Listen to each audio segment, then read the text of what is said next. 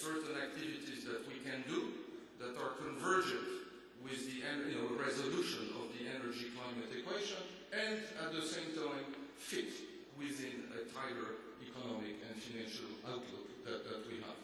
Okay? And this is where, for our point of view in terms of EBRD, we've invested a lot of our work and effort on energy efficiency. Because once again, people, I think many policymakers have come to the realization that essentially with the context that we have, with the constraints that we have in affecting the overall context, then energy efficiency in a way has surged, certainly for the short term, as being the activity that you can try to do. Now, the point is, and this is a point that Mr. Koch knows my opinion on this, is that very often people say, do energy efficiency because it is the low-hanging fruit. Well, obviously my perception is it's not. First and foremost, because the price signals in the energy market in many countries are still full of subsidies, right? I think the IMF has just come out, I don't know if it was quoted this morning, but the IMF came out with the study essentially estimating energy subsidies per year at $1.9 trillion a year, right? So this includes the 500 billion number, which I was familiar with, the one from the OECD, but the IMF now has found another 1.4 trillion, interesting mostly in developed countries, in what they call post-tax subsidies. So first point, I think, is to work on this energy efficiency, and to a certain extent, and I agree with you that it doesn't curb enough the growth of the demand, but I think certainly our effort is very much to try to do what we can to curb that demand. And in most of the countries where we work, there still seem to be kind of, first two camps. The supply side, which is very powerful, well installed, and once essentially says this is almost fatalistic, that it will increase by such, and a growing, and then this will be my comment in the second round when we talk about Turkey, there are a number of countries that are starting to see that you need to work on both sides of the equation. That it's not enough just to work on the supply side, you also need to work on the demand side. And I think to close my general comments, I would say just a bit on the financing, which is that because of those constraints at the macro scale in terms of policy, lack of signals, etc., we have to move to a situation where within this constrained policy environment, we can manage to work with the private sector. Because it is clear that public sector financed solutions in most of the countries in the short term are going to have a very hard time in most countries with the exception of few. I think the best example there is to tell you that when we started 6-7 years ago with this focus, everybody in this energy and climate space was talking CCS. These three letters, now, you almost don't hear them anymore, right? Because, okay, most people have acknowledged in the current context, too expensive, and it's receded, into a kind of future post-2020 environment. So I think trying to find the private sector in this space, where there is enough of a condition to work is, I would say, part of this maximum. So I'll stop here. Thank you. Well, thank you very much. I will move on now to Neil Hurst to give his comments on the matter. Thank you. We've heard during today how the global energy landscape has been transformed. The rise of major developing countries, the shift to the east, and the vital importance of climate mitigation. Now, I was very struck by the words of Minister Yildiz when he said this morning that increasingly global energy problems are global, but energy policies are national or even nationalistic. We need to improve the international institutions for cooperation on energy to address this problem. We need a reform of global energy governance. This is a topic that I have been studying, and there's a joint paper that we wrote with Chatham House that's on the table over there if you're interested in more detail. I'm just going to talk in these brief about two institutions, the International Energy Agency, which I think is the most substantial and influential body for international energy cooperation, and also the G20, which is the body most able to give at the highest level. Now, of course, it's a big topic, and there are a lot of other bodies with important roles, including the UN, the International Energy Forum, the World Trade Organization we heard about, and IRENA, represented in discussions this morning. Turkey, of course, is a member of both of the IEA and of the G20.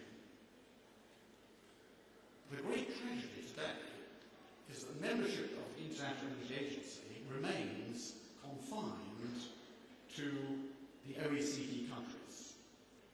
In other words, in some ways, it is stuck in the energy world of the 1970s. But in April this year, the governing board of the IEA announced that the agency was to seek a closer association with major developing countries, Brazil, China, India, Indonesia, South Africa, and also with Russia.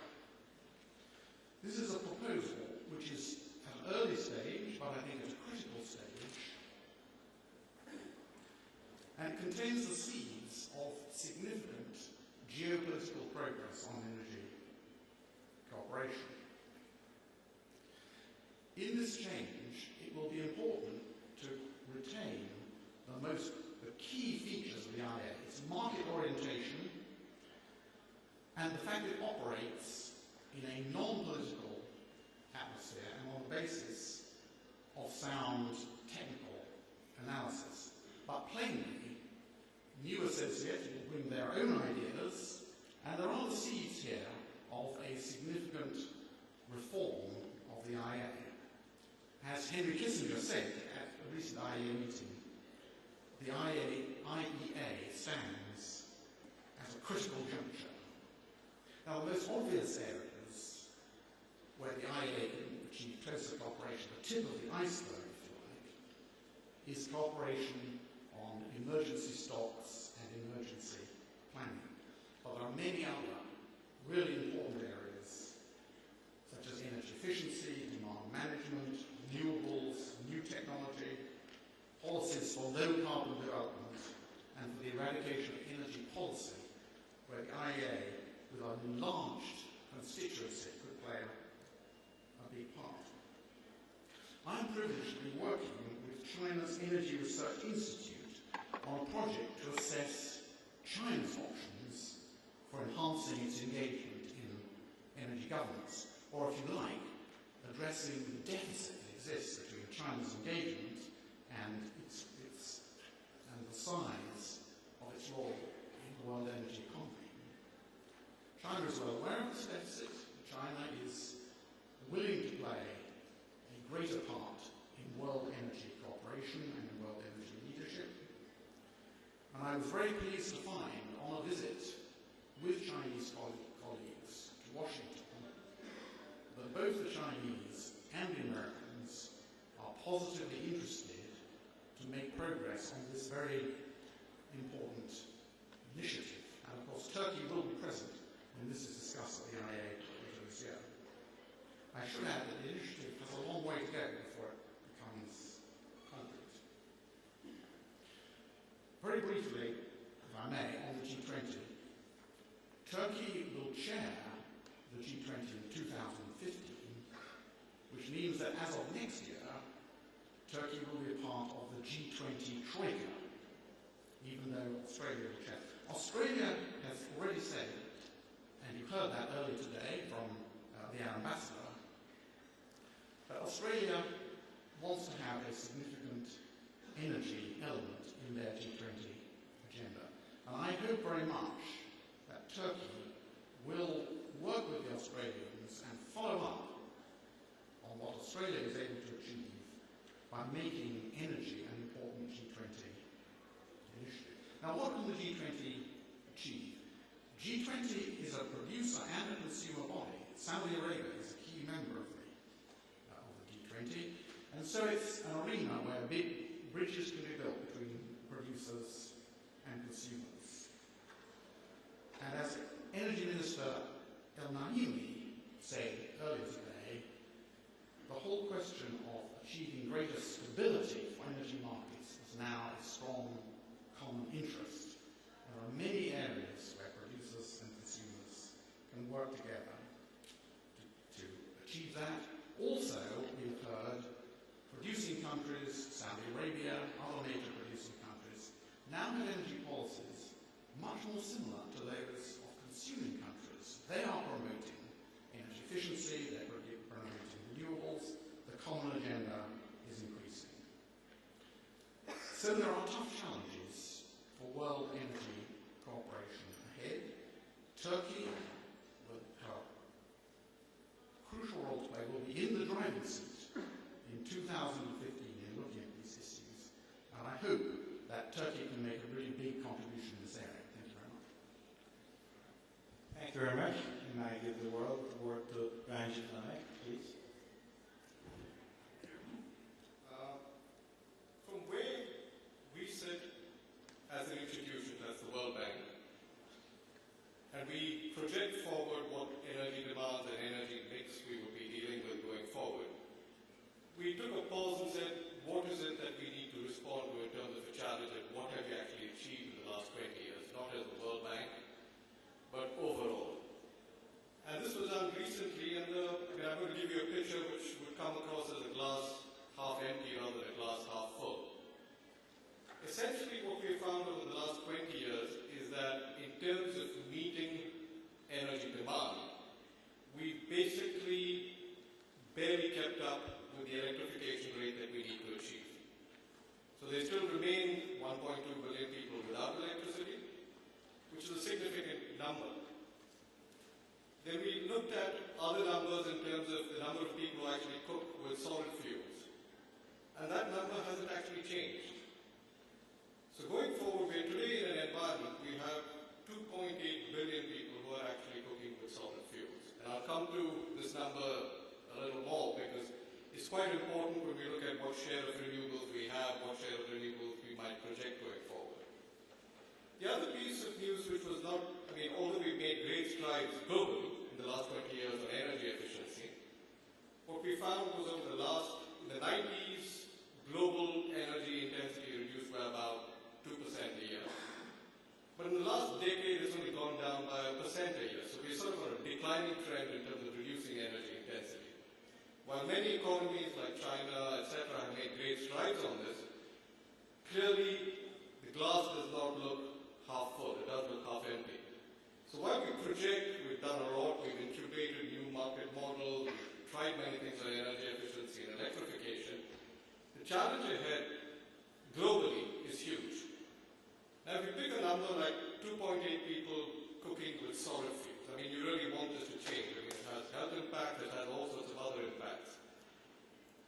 If you project what share of renewables we currently have, I think in the global mix it's about 18 to 20%. Half of that is actually traditional biomass. So in that renewable mix, half of it is really people burning wood and other forms of biomass. This needs to change. So in terms of energy efficiency, like I said, the trend is decline. And when we look at all the models that have been incubated, now I'll sort of narrow down to the Europe and Central Asia region. The neighborhood of the European Union, you look at countries like Poland, Bulgaria, Romania, all EU members, as well as the Western Balkans. We find that programs put in place by the European community, programs put in place by colleagues like the EBRD, etc. We go into cities, we go into towns, we go into industries. We do 20 buildings, we do 50 buildings. But if you take a small country, some people claim it's a country, and we recognize it as a country like Kosovo. You've got 3,000 odd public buildings. All the donor funds that have gone in there probably addressed about 50 buildings. We can roll this picture out in country after country after country. In the near neighborhood, Serbia, we probably touched about 1% of the total buildings. So the challenge in each of these dimensions is actually huge. And I think at some level, while we project out 30 years, I think we sort of need to come down to saying, how are we going to address these challenges over the next 3 or 4 years? We need to take a narrow perspective. see, and this is the real politic, is on renewables. While many countries have made great strides, China, great strides in renewables in terms of how much they're putting in. And we've seen that also in the Europe and Central Asia region. But what we find now is that the cost pressures of these renewables is increasing. So while it did not matter when you had a few hundred megawatts of wind or a little bit of solar photovoltaics, but what we're finding now is the cost pressures are substantially increasing. There's an affordability problem. I mean, increasingly, the most recent case is Bulgaria. I mean, ostensibly, the government is supposed to have collapsed on account of a desire to increase energy prices, which they do need to increase. A big chunk of the problem has come from the fast growth in photovoltaics and wind. It's not the only part of the problem. There are lots of other institutional and structural problems. But I think what's happening now is we are realizing that I won't call them renewable subsidies, you can call them feed-in tariffs, but support mechanisms for renewables are coming home and biting the affordability side. We've seen that happen in Spain, we've seen that happen in Germany. Maybe some of these countries can afford it better than some others can. But it's not entirely clear that most of the Western Balkans, Bulgaria, Romania can actually achieve and afford what the EC targets for renewables are. I mean, these targets have been set, they are what they are, but how do countries actually respond to that is going to be a challenge. We don't have solutions, but I think we all need to recognize that these are problems that we collectively are working towards addressing. As an institution, we find that in scaling up clean energy, large hydro is going to be extremely important.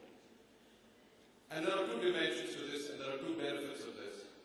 One is, there's water scarcity, and apart from the other regions, we talk about Western Balkans, etc., it's Central Asia, South Asia, parts of Latin America where water scarcity is huge. If you look at the amount of storage in terms of days of storage that these countries have, it's pathetic. I think the US has over a year of storage. I don't know what the numbers for Turkey are, but when you go to certain countries in Central Asia, you're talking about 20 days, 25 days. It's an abysmal level of storage. So I think we definitely, globally, have to be focusing on scaling up large-scale hydro. Small-scale hydro will have an impact. We should continue doing that, but large hydro is where much of the challenge remains. Finally, in terms of energy efficiency, as I outlined, we've made progress, but the progress is definitely not at the level we should be making. It's declining. The path is declining. Which was actually a surprise to us when we looked at all these numbers over the last 20 years. In the last decade, when we thought we'd actually incubated impressive new models, new ESCO structures in countries, it's slowly taking the root. The challenge looks quite immense. It will require a lot of effort to go in there. I think it requires the G20 to redouble its efforts here. There is a sense of a number of countries having a dependency on grants. We have to find mechanisms by which countries who actually, or end users actually have skin in the game. So what we find is there are models in which at the municipal level you actually have co-financing coming in from municipalities rather than having the entire investment financed by a grant basis as many European institutions are currently doing. So these are some of the things we really need to roll back on in order to have a dent on what the challenge going forward as we see it. Thank you very much. And now, last speaker of the first round, Seth Kleinman, please. Last speaker on the last panel. So I'll talk a little bit about how the global energy landscape is changing in a way that I think actually makes it a much more benign place for the world, especially from focusing on oil. Over the last decade, I think it's pretty clear that oil has acted as a constraint on global GDP. We had to rein in oil demand because we just didn't have the supplies. This bull run that we had in oil in the last decade was driven fundamentally by simple supply and demand. Demand did well, sometimes did very well, and supply was a continuous disappointment.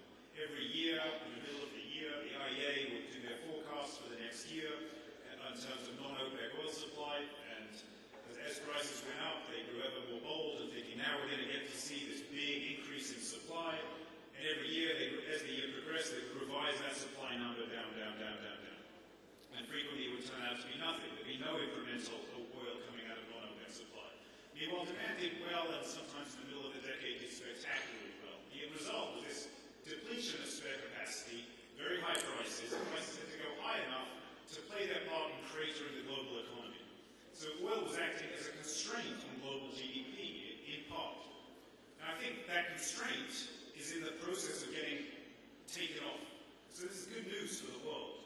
It may not necessarily be great news for some of Turkey's neighbors, but for Turkey, which is still a big oil importer, oil and gas, and all-round energy importer, it is good news, because what this means is that prices are heading lower for oil, and even for gas. To your question, can you contain this shale oil revolution in America? I'd say clearly not, because in 2015, the US is going to be exporting LNG to the rest of the world, and it's on schedule. There's enough projects in the pipeline for it to overtake Qatar. But it's also having some unexpected impacts on global energy markets. And one of them, Shell, is playing a fascinating role in. And that is what you're seeing in the United States and some other countries too. But because of the very cheap gas, the vast abundance of very cheap gas in America, you're seeing a shift in the transportation fuel mix away from oil to gas. Now, this is a big deal, and because the US can act as a laboratory with which to roll out these technologies, it's happening elsewhere, it's happening in China, it's happening in other countries, it's also happening in Europe, where the environmental benefits are compensating for the lower economic incentives. But as these technologies gain pace, and this year is a big year for this potential transformation, with Shell recently announcing that it's going to be rolling out LNG infrastructure across the United States. Cummins and Westport, the guys who make the trucking rigs, are bringing proper, purpose-built trucks that run on LNG. This new technology, as it really reaches prime time, is ready to roll all over the world and gets to develop in scale, is going to further change the global energy landscape. And it promises to help cut the projections of world demand growth as we look towards the end of the decade. So, finally, to your point, can you control the process? Can you control the production? Or can you contain the production of shale oil and shale gas to North America? You'll still hear some skeptics about shale, saying that there's really no material change. You'll hear some oil companies and some banks will tell you that despite this complete transformation, this unexpected transformation of the supply-side outlook in America, you can still stay bullish on energy prices because it's only a North American phenomenon. Because there's this long list of factors that came in to allow America to have this supply-side revolution. There's the geology, and then there's the vast number of well services companies, and there's all the pipelines, and there's the abundance of water, and there's the fact that the farmers own the mineral rights to their land, so they have an incentive to let oil and gas companies drill. That's all true. All those factors came together to help America jump ahead and experience this supply-side revolution. All those factors are important, but the geology is the critical factor. If you've got the geology, you can fix almost everything else. Water in some parts of China may be a problem, but in general, you can fix almost everything else. And if you don't have the geology, then there's nothing to fix. The fact is, this geology is extremely widely dispersed all around, not in every country, but in vast numbers of countries. By the end of this decade, I don't know whether it will be Argentina, Colombia, Australia, South Africa, Russia, Saudi Arabia, Turkey now making headlines. Some of these countries will see shale gas and or shale oil production coming online. So I don't see any way. I mean, we won't have the same break-even price that America has because all those other factors came into play. But the geology is there, and as a result, I think the supply side is going to come. The net result is, I think, that this new global energy landscape, it's a much more benign landscape for the whole world, and particularly for a big energy importer like Turkey. I think it's a much friendlier place to be. Thank you very much. Now I have to, since you've talked about mathematics at my university, I have to reveal myself as a physics professor, interested in many body systems and problems. And here I see not only different geographic scales coupled to each other, but different time scales. And that really, if you solve those, you really good in my profession, in any profession. come down to Turkey, after all, half of the title of our conference is there. How about Turkey? We've already talked a bit about that, but more specifically, how can Turkey change challenges into advantages, as it was said later on by our minister? And, of course, what Turkey does is, in return, influence the global scale. So I continue, and John, please. Thank you, Professor Burke. I think the other speakers have touched on a number of key points already. Turkey is currently a significant energy importer, but the energy demand growth in Turkey over the last 25 years or so has been spectacular, and almost any projection sees continuing demand growth at a level which will require import. And the growth in import, the government can help to facilitate that taking place at attractive prices through liberalisation. So I think the first of the points I've made about the specific policy avenues that the government might like to continue to pursue, because to be fair, they're already doing that, is to work on the energy market liberalisation, particularly liberalising opportunities for gas.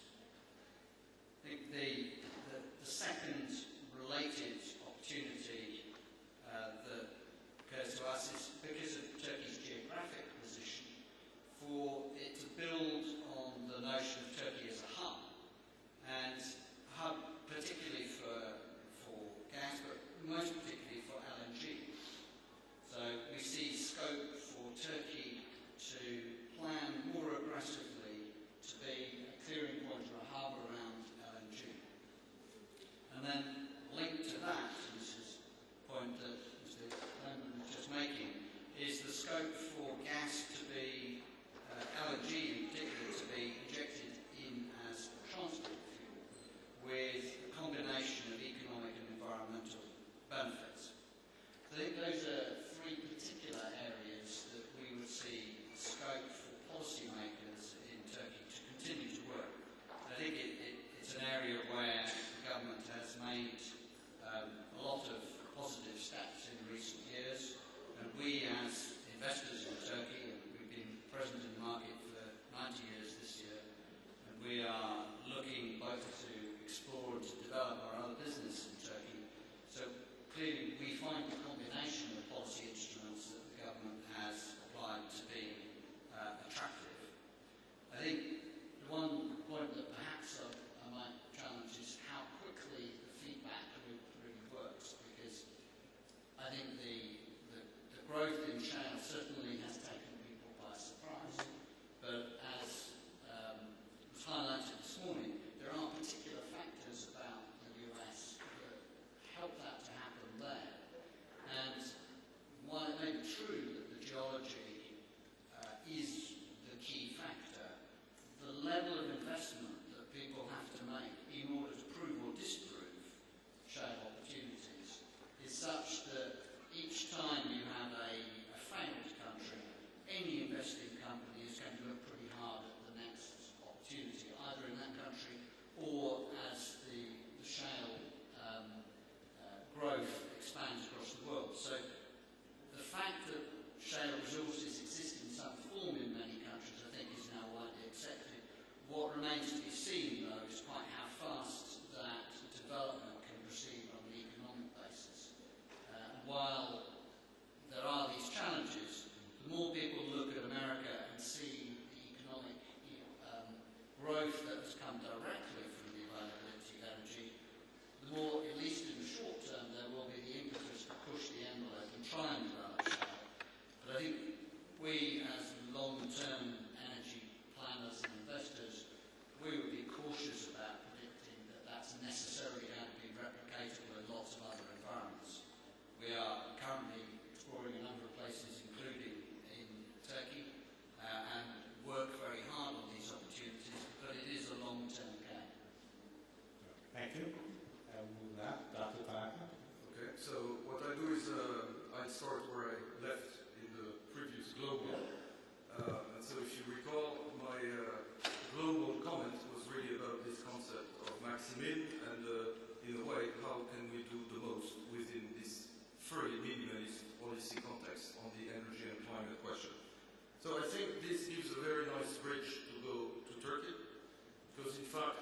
experience in Turkey is that in the countries in which we operate, in fact, we've been very lucky in the timing, because we started operations here in 2009, and it so happened that this was a time when, the Turkish government was thinking very hard, in particular, about both this demand-side management and also about renewable energy. And the impact of that has been actually massive in terms of the composition of our investments in Turkey. In the 4 years where we've been operating in Turkey, we've invested about 2.5 billion, and it's interesting to see that 42% of this number happens to be in energy efficiency and renewable energy financing.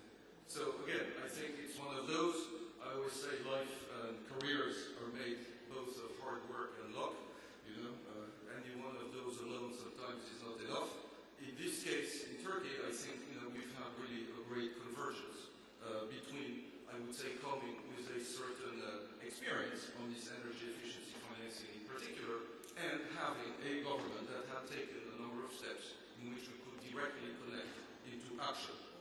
Because of the time, I'm not going to go into the details of this action, but again, I think it's important always to remain optimistic, and even if sometimes, as was mentioned, the glass may be more empty than full. Again, I go back to my Brazilian roots, always remain positive and try to fill the glass a bit more. So what we do, in Turkey has been very much oriented in the energy efficiency, for example, on the industries, because there is a huge scope for work here. And again, because the price level, because the policies are already strong enough, you actually have great responsiveness. Yesterday, we went to visit a factory in the suburbs of Istanbul that we financed, and the last question that was asked to the CEO of that medium-sized enterprise was, has the energy efficiency loan been useful to you? And he thought a bit, then had a big smile, and then he said, definitely so. And he concluded by saying, less energy, less cost, kill the market. That was his answer, to us. So all this to say that even though, things are not ideal, big agreements are being made, there is, quite a scope to be done. And in Turkey, we're working also very, very actively with the banking system. We're working with the 5 largest banks. And I think to conclude, just to show you a bit how these things link between I would say policy, action, and results. These credit lines, which we started less than 2 years ago, already have about 400 projects financed under them. And I think to the bottom line, important for Turkey, once these projects are implemented in the next 18 months, they will translate already in an estimated reduction in the oil import bill or energy import bill of Turkey of $500 million. So it shows that within a period of 2 years of work, 1.5-year implementation, so 3 to 4 years, you can achieve things that starts making a difference. Thank you. Please. Well, Turkey is entering a period when it will have a very special contribution to make to world energy governance.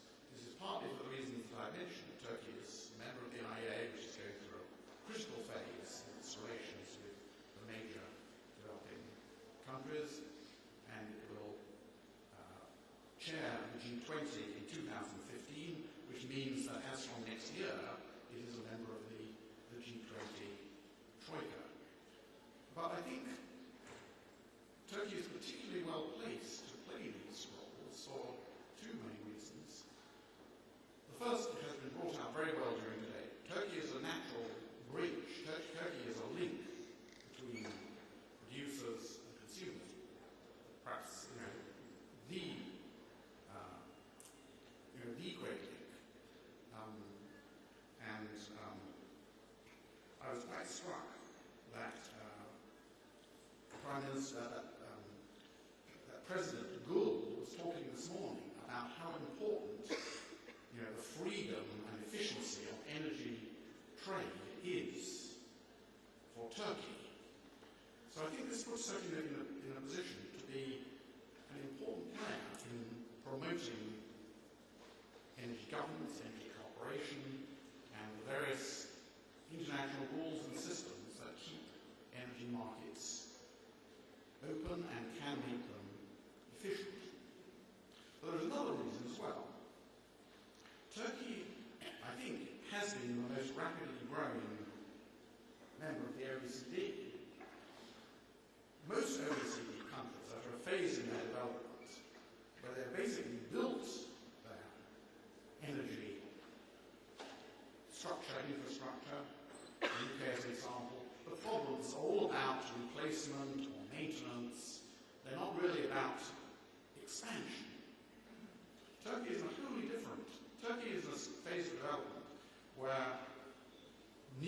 energy infrastructure is being put on place at an enormous scale. And this is something that it shares.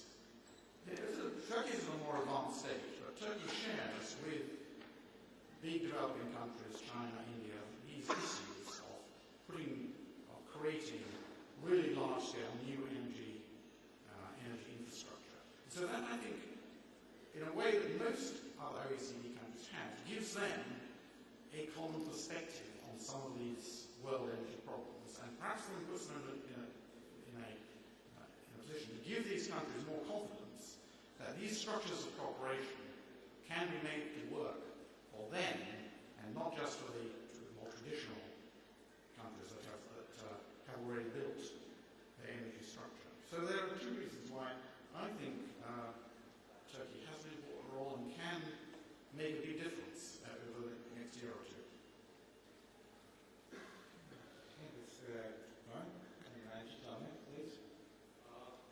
Now, I give you the picture that was glass half empty.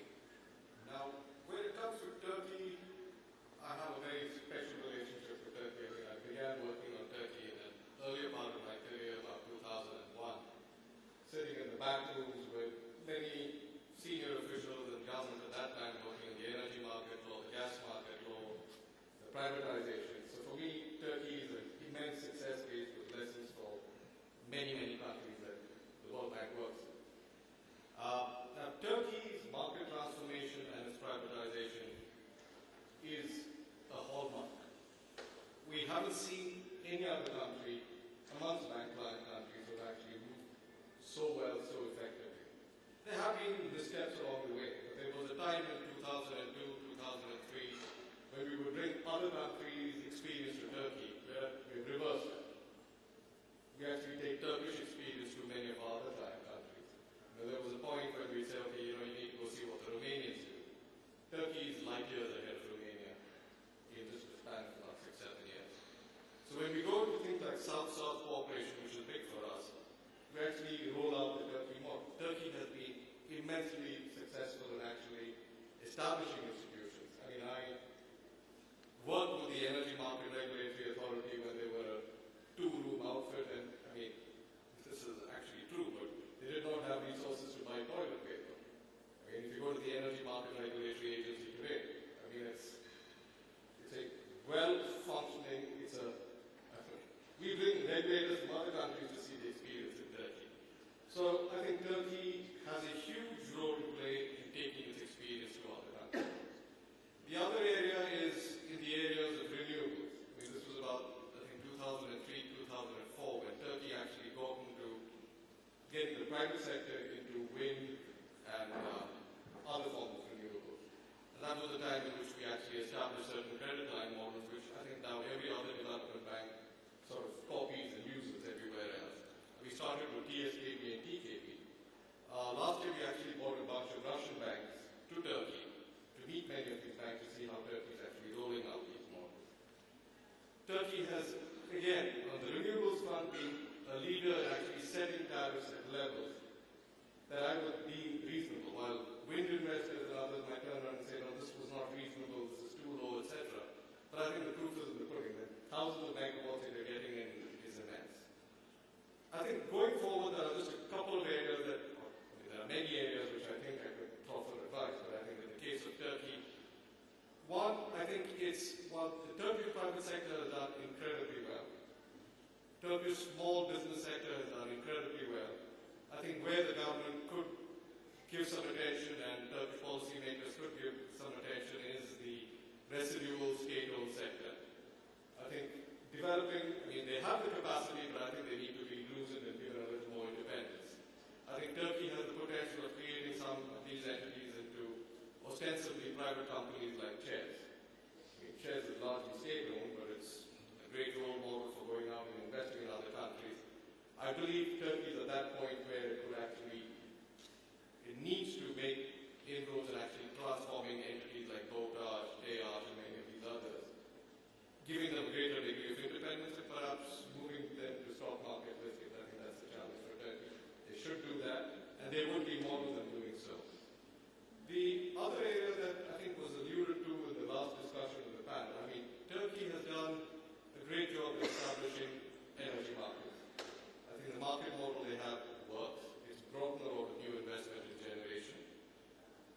worry about, I mean, I know Turkey needs a balanced mix, but when you start plugging in nuclear, etc., the question is how are you going to make that fit with this new market model? I think it was discussed in the earlier panel, but this is an area that Turkey needs to look at very carefully. So I would just say, how am I going to enhance the role of the state and state enterprises in Turkey, and how am I actually going to ensure that the progress Turkey has made in market implementation is not reversed owing to decisions that are the long-term implications of which are not carefully thought through. Thank you.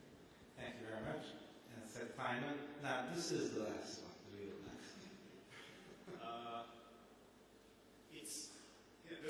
This changing energy landscape translates into a high degree of uncertainty. Oil looks like, I certainly think oil prices are heading lower, but there's a high degree of uncertainty about how much lower they're going to go. There's an awful lot of LNG coming to the world, but maybe it'll all get sopped up by a substitution of oil for natural gas. The attitudes towards coal are changing as a result of increasing concerns about climate change and other environmental considerations. Attitudes towards nuclear look like they're pretty different post-Fukushima. There's a lot of uncertainty in terms of, which certainly complicates the issue of trying to make forecasts or decisions that will lock you into some predetermined path for the next few decades. Turkey's in a pretty unique position, though, because it has so much optionality. That optionality comes from, it has so much oil and gas, it's in its immediate neighborhood. I was in Kurdistan a few months ago, and the Turkish presence there is palpable. There's a lot of oil and gas going to be coming out of Iraq, the Middle East, obviously. Now you've got Israel looking like it's going to be, with Israel and Cyprus basin, a lot of gas coming out of that region there. Turkey has insulation levels similar to Spain, which can make solar work a lot better than how it works in Germany, which partly explains the frustrations that you could hear from the German gentleman who was sitting here before. So it seems to me that part of the role of the regulatory authorities here in Turkey is to preserve some of that optionality, given a high degree of uncertainty that exists across the entire energy space right now, and to avoid locking in too much of the energy supply landscape into a 20, 30-year commitment, when this really is, it's certainly in my career, an unprecedented era of flux and uncertainty. Thank you very much, Seth. Now we have time, I think, for a few questions from the audience. Yes, would you please, microphone?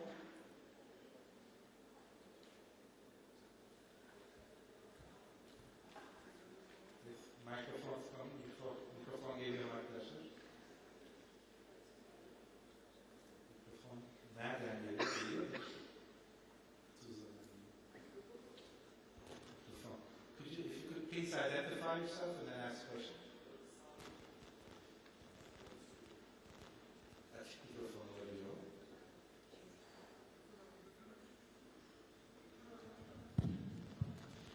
Well, Minister of Energy.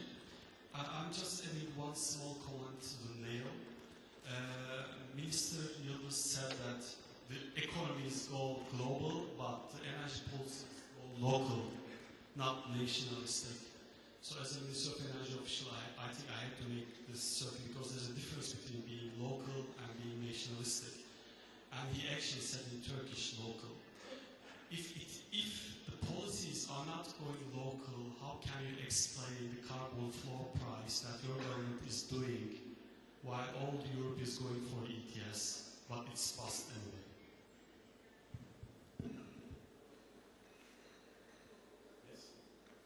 Well, I suppose there are good local policies and bad local policies. Plainly, you have to adjust energy policy to national circumstances, which depends particularly on the resources that are available. But when it comes to trade policies, I think there is a problem about governments that are restricting trade opportunities in various ways, in many ways, in fact. And of course, there are examples of expropriations and other rather extreme nationalistic energy policies. So that was what I was talking about. I'm sorry if I misunderstood the minister.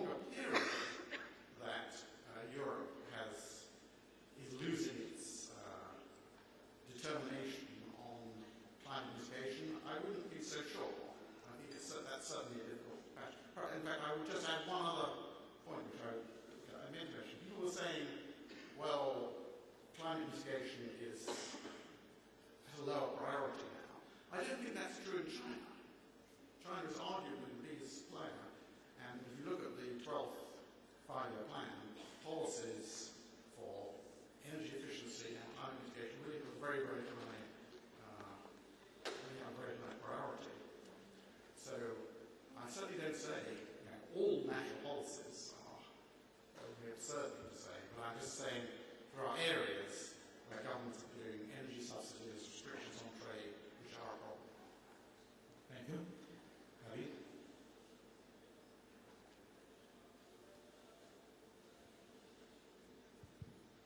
Thank you.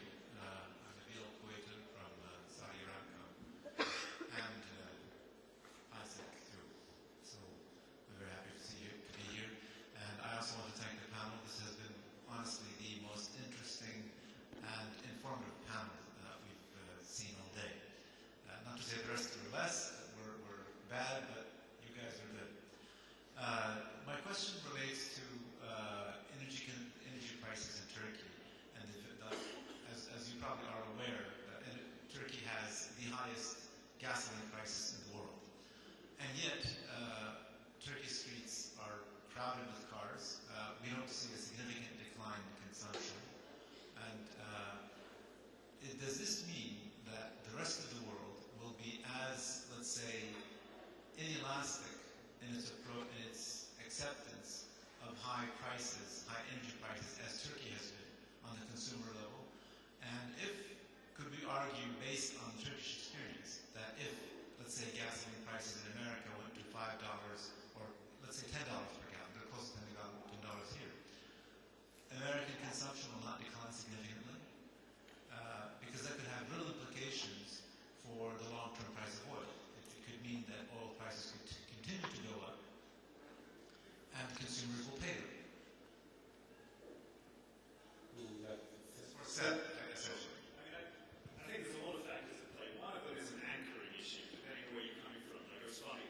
I was in Moscow a few weeks ago, and they said, of course we like huge black Mercedes in Moscow because gasoline's cheap. It's about $4 a gallon, which is the same price in the States that comes close to causing riots on the streets if Americans got out of their cars. So part of it's the anchoring issue, depending on what you're used to. Americans who still, I guess, vaguely recall $1 or $2 gasoline are outraged by $4 gasoline. But I've always felt that with oil in particular, what you have is the price elasticity of demand is negligible, but I think the income elasticity is huge. So what happens is that you get these threshold effects. So oil has to go up high enough until it starts to hit the economy, and it does that through a variety of mechanisms, through consumer sentiment, because everywhere you drive in the States, you have a gas station, and it tells you the prices. And then it dampens car sales, and through the various economic pathways, I think it hits the economy, and then you get an income effect. And that's why I think it's not as simple. I think the price elasticity is negligible. I think the income elasticity is robust. Yeah, maybe just a few comments. One is to say very much on this price inelasticity that my original background was public transport planning, and because of this price inelasticity, I've shifted to other topics because it was too depressing to remain in that. But so that's the first point. It's a fact, and my master thesis was how high should the parking fee be in order to dissuade somebody from moving to their cars. And what we see today with the prices, of fuel that in Western Europe, for example, they're probably about twice, I guess, what they are, or more, 2.5 times what they're in the US, and still you see traffic jams and cars burning fuel. So that's the first thing. I think the second thing is I understand. It's not my specialty, but I do read other things. I understand that in the US, actually, there has been a shift in the last couple of years, right? That I think has been driven, one, by increased fuel efficiency requirements, and two, probably by what you mentioned in terms of crisis, income elasticity, and therefore, at the margin, you are driving a car or you're purchasing a car that's a bit more efficient, and number two, you are reacting because in terms of domestic, expenditure. The third thing is one of those factors that perhaps is a bit depressing when you think about it. I was in Japan a couple of years ago and actually asked very much the same question you asked in Japan. If you look at Japan in terms of the fuel efficiency achieved in the last 30 years in their cars, it's unbelievable, right? It's something like 40%, 45% increase in the efficiency of the car fleet. If you look actually at the total efficiency of the use of the car, so not of the car, it's essentially flat. And the reason is traffic congestion.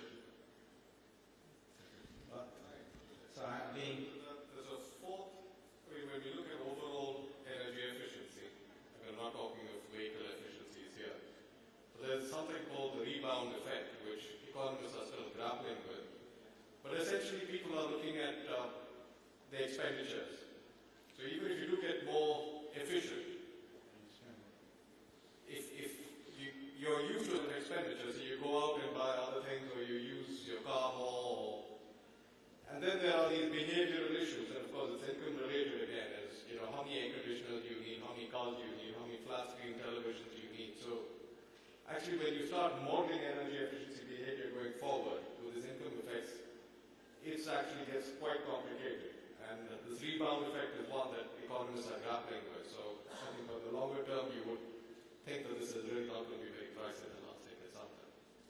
Yeah, maybe just one, because on the same studies in Japan on domestic, on the house, it's exactly the same as the car, the reason you mentioned, right? So the television got more efficient, but you now have 3 televisions, right? The fridge got better, but you now have a freezer, right? However, because again of my optimistic nature, you have to also think that if those things had not happened, and if you did not have an income compression effect, then your consumption would have risen. So at least we're dealing with that delta. Well, I would have liked